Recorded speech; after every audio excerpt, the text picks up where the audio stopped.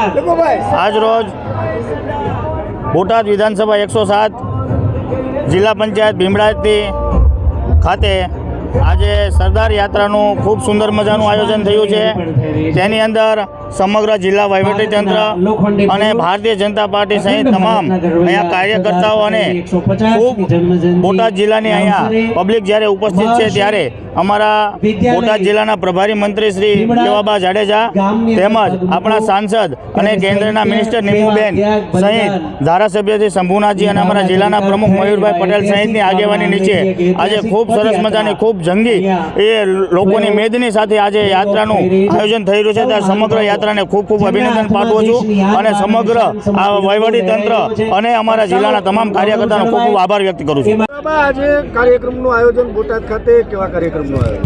જી, ખાસ કરીને આદરણીય આદેશના લોખંડી પુરુષ સરદાર વલ્લભભાઈ પટેલ સાહેબની 150મી જન્મ જયંતિ નિમિત્તે સમગ્ર દેશમાં અને સમગ્ર ગુજરાતમાં વિધાનસભા પ્રમાણે જિલ્લા પ્રમાણે એકતા યુનિટી માર્ચનું આયોજન કરવામાં આવેલું છે, જેમાં આજરોજ બોટાદ જિલ્લા ખાતે બોટાદ જિલ્લાના પ્રભારી મંત્રી તરીકે અહીંથી પણ એક ખૂબ સરસ વિશાળ સંખ્યામાં યુનિટી માર્ચમાં પાર્ટિસિપેટ કરવા માટે નગરજનો ઉપસ્થિત છે। ત્યારે ખૂબ સરસ રીતે આ રેલીનું આયોજન કરવામાં આવ્યું છે, જેમાં બોટાદ જિલ્લા વહીવટીતંત્ર દ્વારા સંપૂર્ણ આયોજન કરવામાં આવ્યું છે। ભારતીય જનતા પાર્ટીના સંગઠન અને ચૂંટાયેલા પ્રતિનિધિના માધ્યમથી પણ ખૂબ સરસ સુંદર સુચારુ રૂપે આયોજન કરવામાં આવ્યું, જેમાં મારી સાથે કેન્દ્રીય મંત્રી આદરણીય નીમુબેનજી તેમજ ગઢડા વિધાનસભાના ધારાસભ્ય પરમ સંત મહંત એવા આદરણીય શંભુનાથ ટુંડિયાજી તેમજ જિલ્લા અધ્યક્ષ અને જિલ્લા પંચાયતની પૂરી ટીમ અને સંપૂર્ણ એક વિસ્તૃત કોરમમાં જેની પ્રાથમિક મિટિંગ પણ લેવામાં આવી અને આજરોજ અહીંથી એકતા યુનિટી માર્ચ છે એનો પ્રારંભ કરવામાં આવ્યો છે।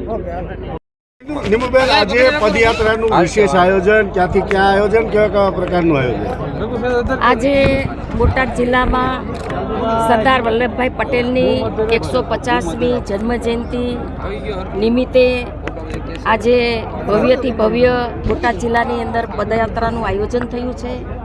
આ પદયાત્રામાં અમારી સાથે અમારા બોટાદ જિલ્લાના પ્રભારી માનનીય શિક્ષણ મંત્રી રીવાબા પણ ઉપસ્થિત છે, ગઢડા વિધાનસભાના શંભુનાથ બાપુ પણ ઉપસ્થિત છે, અમારા શહેરના પ્રમુખ મયુરભાઈ, અમારા જિલ્લાના પ્રમુખ જેઠીબેન, અમારા નગરપાલિકાના પ્રમુખ ધર્મિષ્ઠાબેન, પૂર્વ પ્રમુખો, પૂર્વ પદાધિકારી, વર્તમાન પદાધિકારી, કાર્યકર્તા, NGO સંસ્થા, આમ અનેક લોકો આ પદયાત્રામાં ઉપસ્થિત છે।